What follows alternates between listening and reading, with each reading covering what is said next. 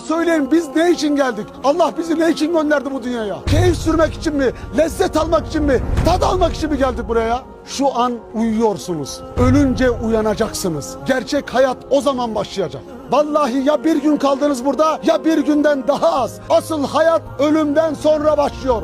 Ebedi saadet o zaman. Şu bastığınız yerlerde bütün sahabelerin ayak izi var. Ayşe annemizin, Fatıma binti Muhammed'in ayak izleri var vallahi burada ya. Hemen şurada Cennetül Baki var. 10.000 sahabe var ya. Neyin peşindeyiz biz? Hazreti Osman'ı çöplüğe gömdüler ya, çöplüğe.